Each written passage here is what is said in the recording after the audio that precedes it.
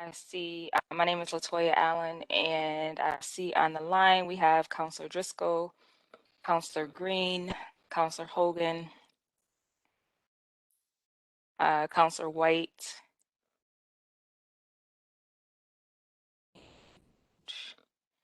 I believe that's it for the counselors, but if I'm missing anyone, again, my apologies. And then we'll go ahead and get started with Jake Dishaw. You're going to walk us through this hearing, correct? Yes, Counselor, and good morning to you all. I'm Jake Dishaw, the Morning. Director of Code Enforcement, and thank you for allowing me this time to walk you through our proposed budget. So I want to start off with just by highlighting, the past year's events. I think if any time in the history of the city has shown how important and how critical code enforcement is to our constituents and to our services that we provide, I think it was this past year. And that continues today. A lot of people rely on us and the services that we provide. And it's proven that we're just as critical as some of the more popular first responders that traditionally people think of only, fire, police, or EMS, but I personally throw code enforcement right into that category. So um, if we want to start off with just on the activity indicators, um, as Michael alluded to in the previous session, we're definitely projecting an increase in activity for new housing and commercial projects. So that leads to more permit issuance. Obviously, looking at last year with COVID, we shut down, just per the governor's order. We had to shut down a lot of job sites. Only critical job sites could be open, and that was very limited. So a lot of people just couldn't start projects. Couldn't even have workers on site. So there were a lot of things that were stalled or delayed last year. So we're hoping to bounce back from that. If you're looking at the projections on permits issued, along with certificates being issued, we had to halt a lot of periodic inspections that were interior inspections because of COVID. But that's something that we've picked back up on. And we also hope to, with improvements in our periodic inspection compliances rates, that we'll get more certificates issued. So we, some of you or most of you know a lot of work that we're doing. We just recently introduced legislation to change the CFC time period from every 5 years to every 3.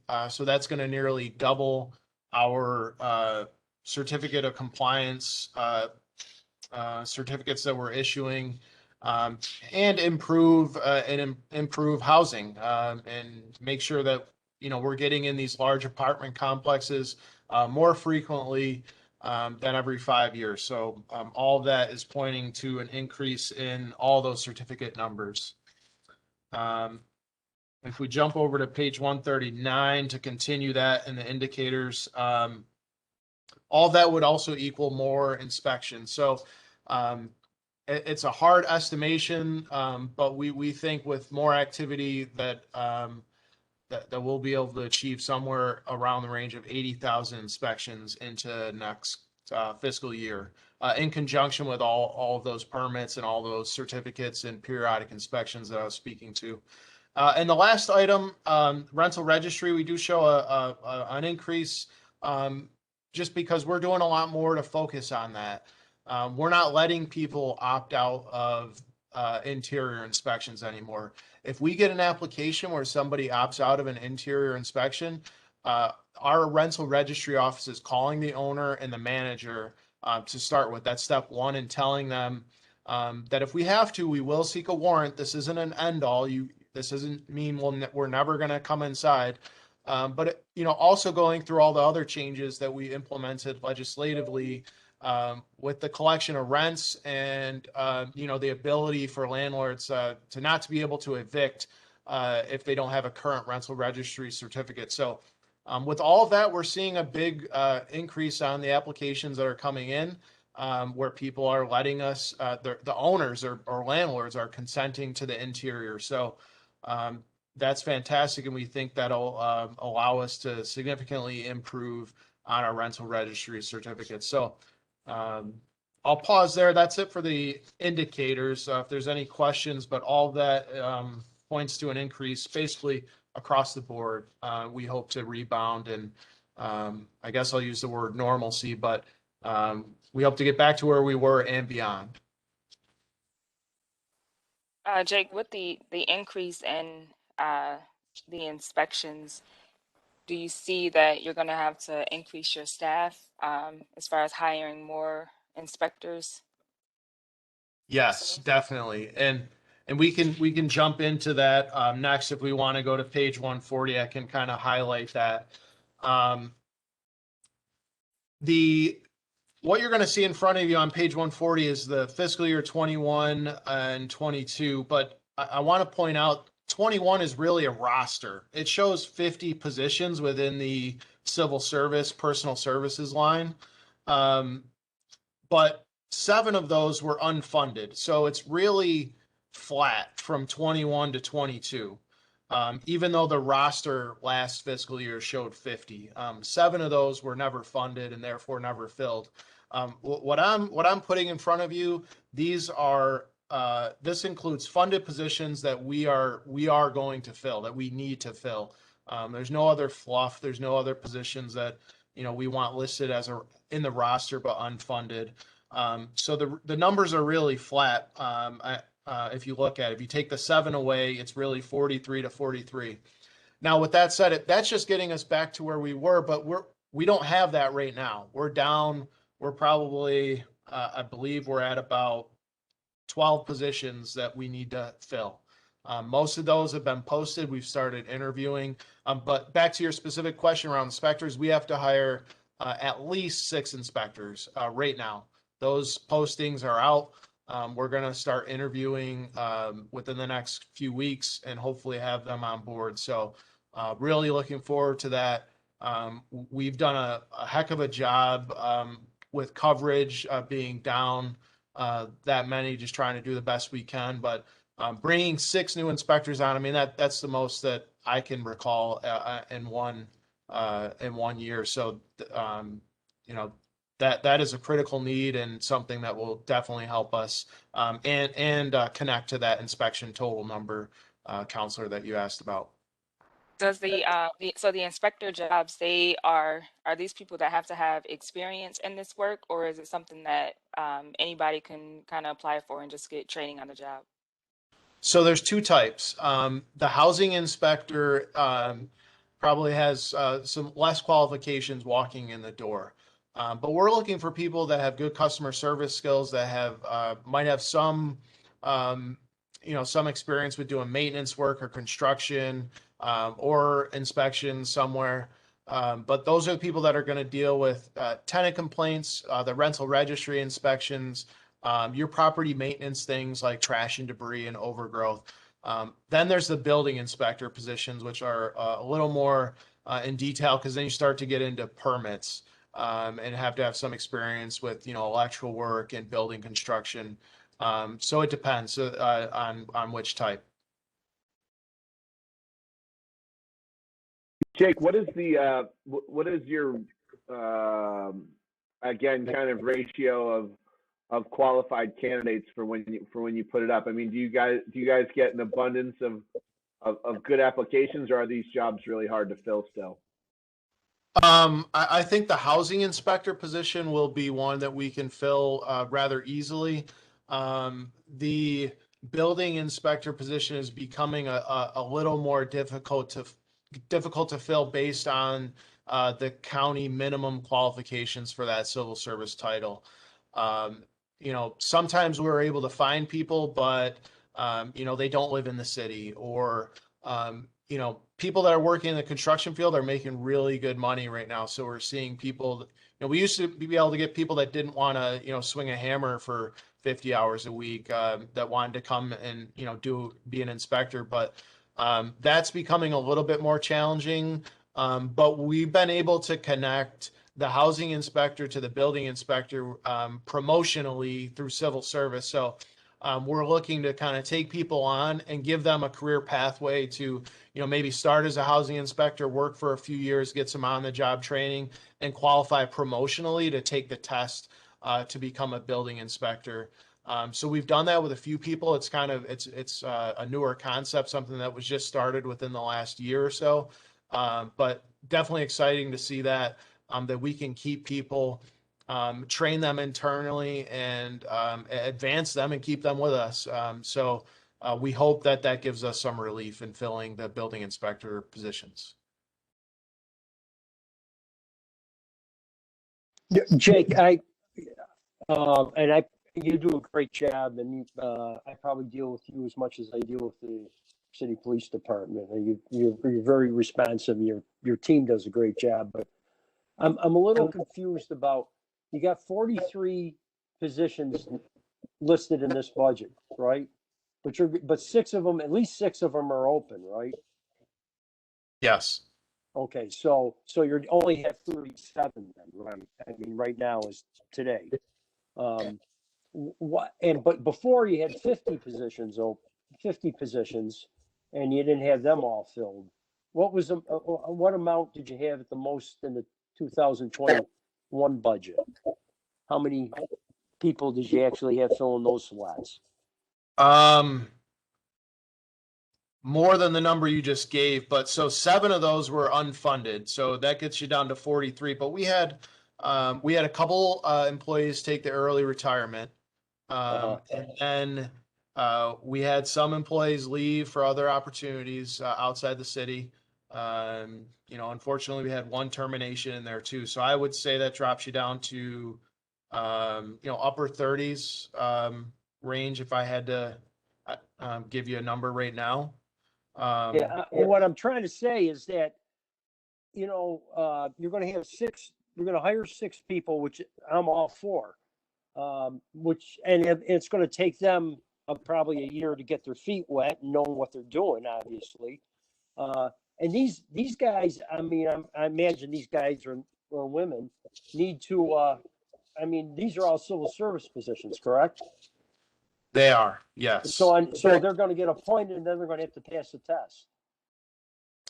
Yes. And the test is already posted, actually. It's later this summer. So depending on when we hire them, because the list won't come out from civil service till at least 6 to 8 weeks after the test, we're most likely going to have to hire provisionally, meaning they meet the minimum qualifications, and they'll probably have to take the test the next time around. So whenever that comes around, it could be 6 months, it could be a year, it could be 2 years. But yes, that is correct, that we'll have to hire based on the minimum qualifications provisionally, and then have them take the civil service exam afterward, because we can't wait until August for a list to come out to fill these jobs. Well, I don't think you'd want to either. I mean, because then you'd have to hire off the list, and then you have to go through the whole thing of, are you a city resident or anything like that? So that's good planning right there. When you say building inspector, what civil service classification is that on the list here? Is that electrical inspector too? That's the structural and new construction examiner electrical. That's a mouthful. That's what I refer to as the building inspector. Okay. Do you have and you probably have housing inspectors after a few years on the job, you can promote them to that, or what? Yes, if there's openings, they can qualify to take the exam promotionally, and then we can fill it that way. We've done that with a couple of people, and that's been new. That's what I was mentioning earlier, that that's the first time we've done that, making that a promotional exam for people that were in the housing inspector position. So as openings become available and we give that test, they can qualify to take the exam, and we could fill it that way. Hopefully internally. I'll be frank here. I think, like I said, you guys do a great job, but if you're only going to have, 43 positions and 6 of them are going to be new people, and you have to do rental registry, which was loaded onto you. And, I imagine you also have people that are going to have to do the lead inspections too, right? Yes, and that'll be the same inspectors. We're looking to get everybody on our staff that's an inspector certified and Cross-trained. qualified to do these. Yeah, that's Um, excellent. It's we don't want to limit it to, a couple of people, if they choose to leave or whatever happens, and we want everybody on all parts of the city that we're touching to be qualified when inspecting and looking for lead hazards.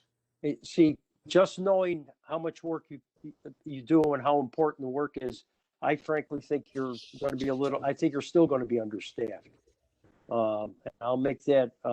I really think you should probably have more than 43 positions. I think you probably should have 50 positions, but that's, just my frank opinion, having dealt with you and seeing what's happening in the neighborhood. So thanks, Councilor Allen.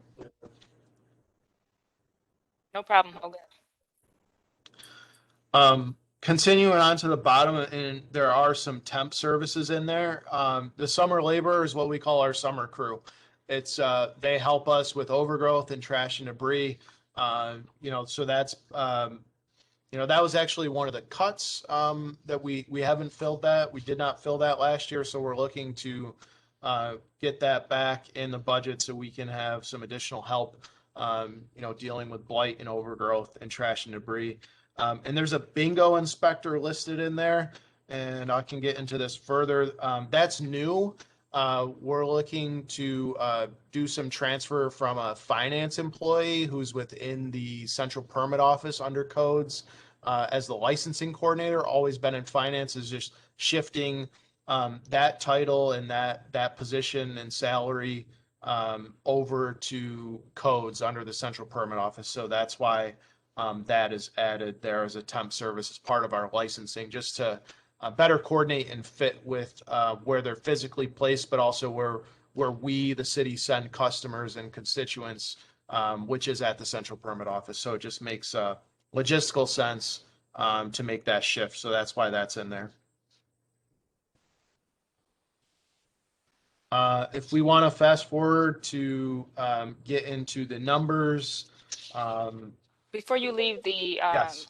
before you leave the topic of the inspectors and stuff, so when we have is there a difference between like the residential inspectors versus like commercial and business inspectors, or are they all trained to do both?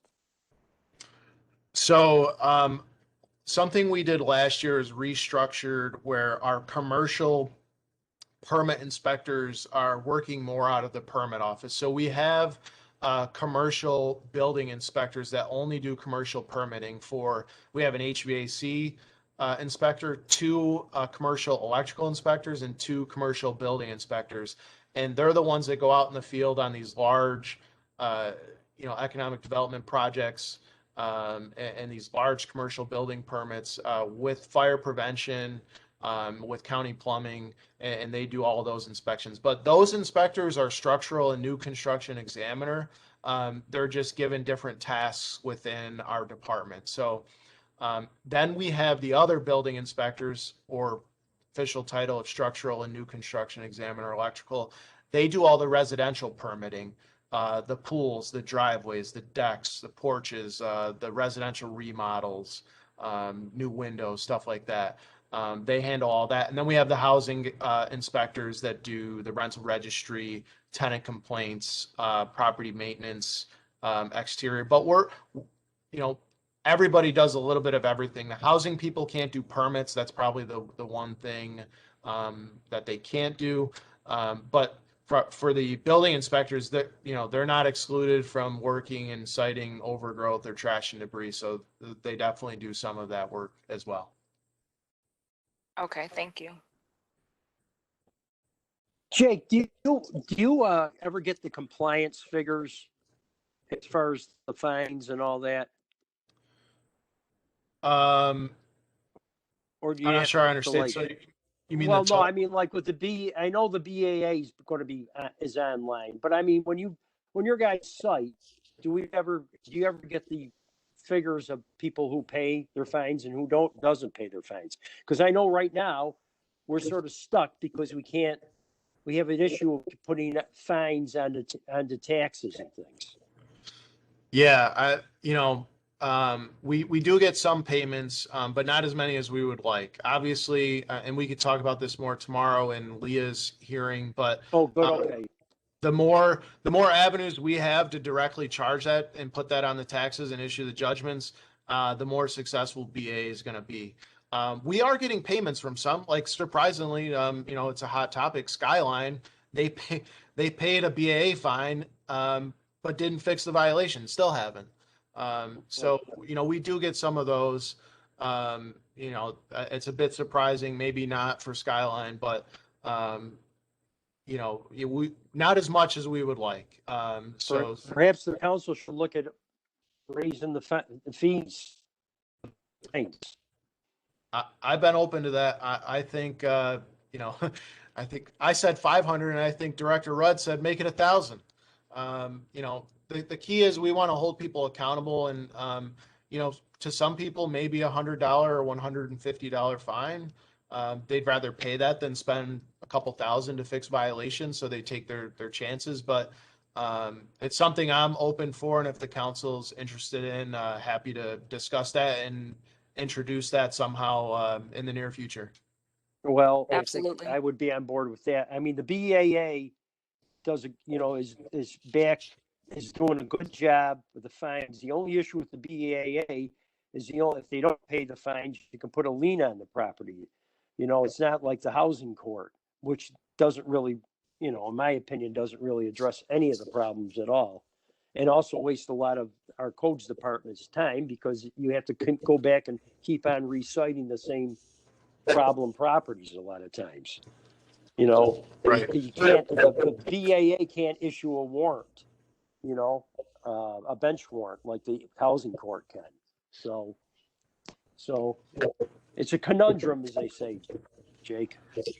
It is, and we're trying to iron out the process between the two on when, maybe we start with BAA and hit them initially with some BAA fines, but then maybe it becomes, let's group these together and get them to court. So we are doing some of that, making sure that we're coordinating our efforts strategically on what's going to BAA, and then when we need to group things together to take cases to court with the law department. So still some improvement. I'll be honest, we can probably make it better, but we've started looking at that and trying to make improvements on what makes sense to go where. And I think as courts start to reopen and we can get things in front of judges faster.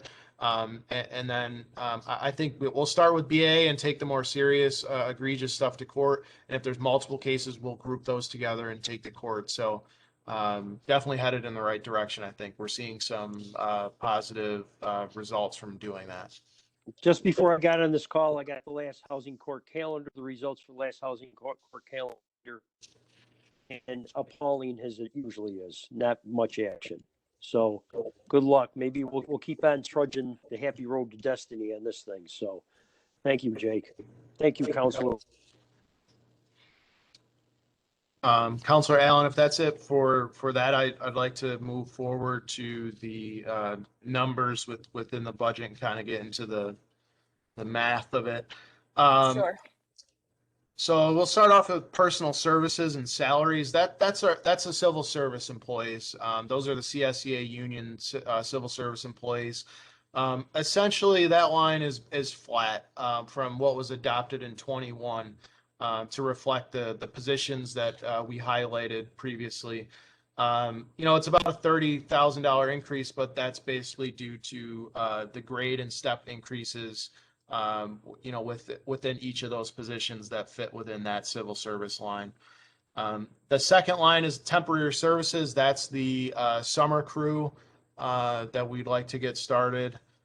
So getting that back into the budget. And then the car allowance, that's standard for all of our inspectors that are out driving in the field. It's $2,200 on the calendar year. It's put into their paycheck and taxed. One note I will make is that I believe it's been $2,200 since I've worked here. So 13 years ago, it hasn't changed or increased. So, And that's them driving their own vehicles, and then the correct. 2,200 they can use towards maintenance or gas or whatever. Yes, it basically comes down to about $45 a paycheck. for gas or other maintenance with their personal vehicles. That's a lot of wear and tear on the car for only 25,000. Yes, for sure.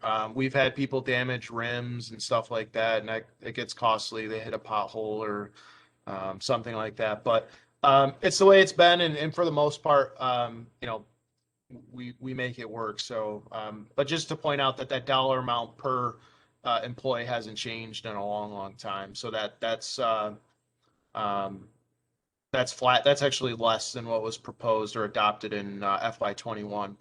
And then just a highlight on the less reimbursements line, there might be some questions on what that was in 21. That was a one-time shot deal, CDBG CARES Act funding that we could apply for reimbursements for some inspector salaries. And again, that was a one-time deal. We're not going to get that back. So in case anybody's wondering what the 215,931 from last fiscal year, we just don't have that again to apply to our personal services salary lines this upcoming fiscal year. If there's any questions on that. Moving down to equipment, staying pretty flat from what was in there. Bringing on new people, we need new desks and chairs, and actually some of the stuff we have is put together with duct tape and glue. So that's just basic office equipment, especially for some of our new hires. If we need some new chairs or a new desk or two, that we have some money in the budget to do that. There's no questions on that. We can go down to our contractual and other expenses. So office supplies, that's essentially all of our office stuff, letterhead, violation tickets, copier expenses, printing, toner, all the stuff that we have to do as a department when mailing and notifying owners of violations, everything that's associated to that. Big expense down below is the operating supplies and expenses. That's our grass cutting and mowing contract for our vacant lots and structures. We're in year 2 of a 3-year contract with that. I know some of you may recall there was some discussion on this last year. It's low bid, and we had one bid come in that was significantly higher than the year before. So we have no control over that for one more year. Next fiscal year, there will be an option to kind of reevaluate that. The third year is an option, but that rate, we're kind of locked into that rate with the grass cutting, with the contractor for that. And that also includes an additional contract for us to continue to maintain Syracuse Developmental Center at 800 South Wilbur. Myself included, and everybody from the administration and from MBD will happily say that we hope we don't have to maintain that for all fiscal year 22. But that's in there, that we're going to keep cutting it and maintaining that. So hopefully we don't have to carry that for into the fall of 22, but it's in there in case we need to. Any questions before I finish the rest on any of that? Uniforms is our boots, safety vests, rain gear.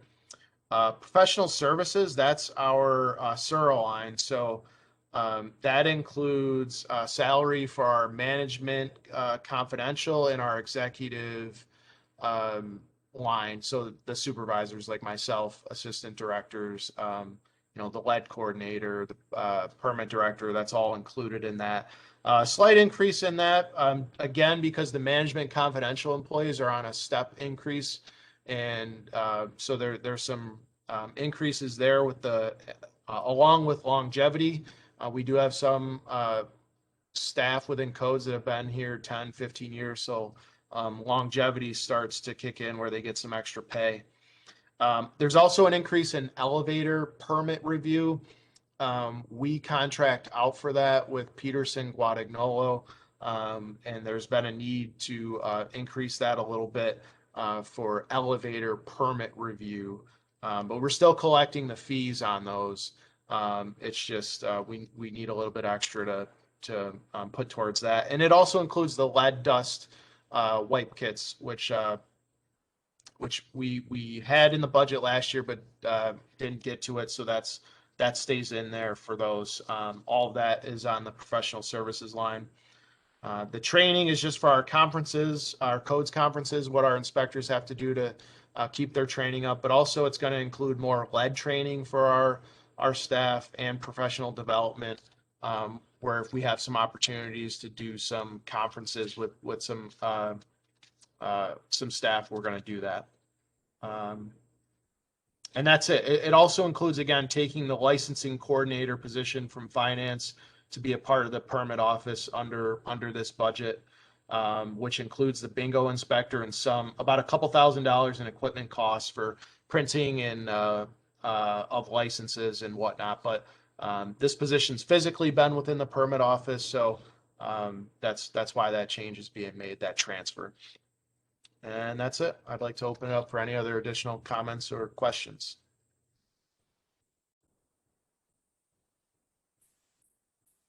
Alrighty, any of the counselors have any other questions or comments? No, just thanks for all the work you do, Jake. You really make the city a better place. You and your staff. Let them know the council supports you fully. Definitely. Yeah, you Thank guys do. I think I've had to call you guys a few times over the last couple of months. And sometimes it's frustrating when we call certain departments and we can't get help as quickly as possible. But you guys always seem to respond quickly and come up with a solution. So I do want to say thank you publicly for that. I appreciate the urgency when we do call. You guys handle the problem.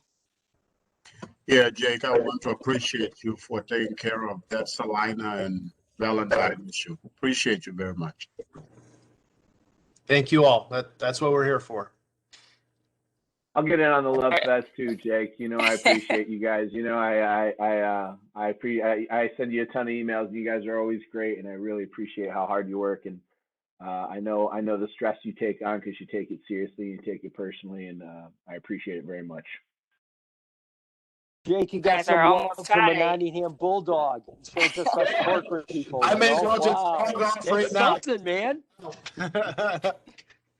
You guys are almost tied Counselor, with the fire department. Counselor, he's stuck working for a Nottingham Bulldog as well. So he a lot of East Side love for Jake and for Mediha. And you guys had to hear me brag about my team for the last hour, and I know you guys understand why. Working with Jake, working with Mediha and their teams is an absolute privilege. You know, Commissioner Collin, I'm getting sick of Bulldogs. You know, that's all I hear.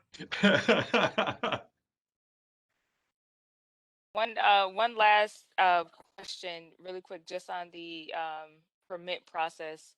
I know there's been a lot of changes in that department per se, but do you feel like the process time has kind of shortened a little bit with all the changes that you guys have made? Yes. And so if you recall last year, I had a graphic for our budget hearing where we made significant improvement on the review time for commercial projects. I don't have that number in front of you right now, but what I can tell you is we never closed down. A lot of codes departments within Onondaga County and the surrounding counties, they completely closed. We figured out a way to go digital, still get permits issued, stay open, and continue to provide the services that we needed to. So, the numbers from the last year might be, skewed a little bit or put in an asterisk or whatever you want to call it. But we continue to see, an improvement in meeting those deadlines or those objectives and key results that we set for our review times for our commercial, new and commercial renovation projects. And we want to continue to meet and exceed those. But yes, we have seen improvement. And, back to Counselor Hogan's question about, just codes inspectors, the permit office has been down some people too. So we need to get a plans examiner in there, a project manager, a permit technician. So they're about half of what they were when I was a permit director prior to COVID, and they've still maintained, business as usual. So I don't want them to be forgotten. Madiha and her team have done an excellent job continuing keeping permits moving out the door. And if we can get some of these new hires in and on board that are included in this budget, I have no doubt that will continue to improve. Well said, Joe. Jake. I have a question, Councilor Allen, if I may. Go ahead. Jake, how do you deal with people that have made their backyard a junkyard and it become a nuisance to the neighbors? What should we be saying to neighbors that call and make those complaints and requests? Sure. We've kind of have a parallel path approach with BAA and with law at the same time. What we're doing is we're starting with the violations and BAA ticketing and fines. In conjunction with that, we're taking a parallel path separate on a duplicate case to seek warrants. And what we're hoping for is that we can work with our judges to get warrants where, if a property is that bad, that we can go in there with a crew from DPW and our contractor from codes and clean the property out. I think you've all heard the term Q's cleanup. That's been used over the years, where we basically go and perform a cleanup and charge the owner when it's that drastic. That's what we're looking to do on these big, what you described, Counselor Machoke, as like a junkyard. There's one in particular that's highlighted right now in the Tipperary Hill area that we're focusing on, in 607 North Lowell. That's the path we're taking to hopefully address that once and for all. If the Supreme Court judge goes along, Yes. We're hoping to get. We're hoping for them to understand the challenges that we face and the help that we need when we do have to take a case to them. So hopefully this time we get a different result and we can get this cleaned up. when is that due in court, I don't, but I can follow up with Ramona Yeah. and the law department and connect with you. But it's in the works. I know that. So I'll look into that and follow up. Okay, thank you.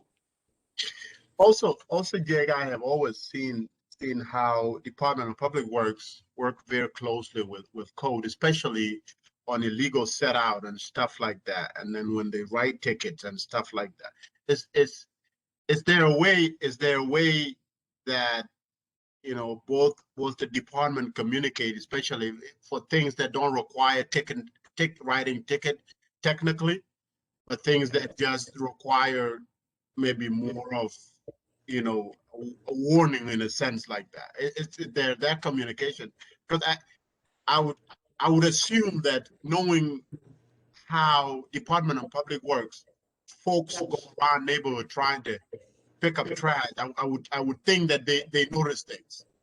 Is there that communication and that coordination that lines continue to. Yes, absolutely, and it's there. Personally, our relationship with the DPW team is fantastic. But I want to highlight, like, Sam Perry was assistant director in codes for many years, so that transition, it's not like he's just gone. Like, we talk to Sam daily, codes, multiple people within codes, and coordinating with him and Jeremy and Ann in their efforts with setouts. We're definitely a part of that. And I would say communication is very well between that group, but also the people underneath that too, like Andy Jacobowski, to give a shout out to him and his team that work with Brian Eisenberg to do cleanups. They're fantastic. When we have a problem or a dumping in a vacant lot, we'll get over there. We're usually right on it, within a day or two, and they have it cleaned out. So I think we do work well together, and I don't see that stopping. So, All right, and last question. I spoke with one of my community folks last week, and they told me that that the Valley Plaza is a little bit now looking better. Deputy Mayor, you recall the conversation. And I want to encourage your team, Jay, to continue to monitor that, because that area there is a problem with trash and just all kind of activities. You know. Yep, we not only we had a building inspector look at the plaza, but we also had a housing inspector go look at like the parking lot, and we've cited for trash. And that property also includes the Walgreens too. It's a pretty big property. I think it's 4440 South Salina or something like that. But it includes all Valley Plaza and the Walgreens. That's all one big property in the parking lot and everything in between. So we have some violations, and we're looking to pursue those, and we'll make sure we keep that clean. That whole corridor, like Counselor, we painted over the spray paint on the former Rent-A-Center building on the corner of Ballantyne and Salina. So we're trying to stay on that and keep that corridor clean, and hopefully we can find a viable tenant to fill that space, and so it's not vacant. Thank you. Okay, so if there's no further questions or comments. Again, I just want to say thank you to Director Jake Deshaw and your team over there in code enforcement. Thank you guys for all that you do. And thank you to my fellow counselors for joining us on this hearing. And we are officially done with this one. And I don't believe this is the last one for today, right? Yes. Yep. So I won't see you guys until tomorrow. So thank you guys for joining. All right. Thank you guys. Thank you. Bye-bye.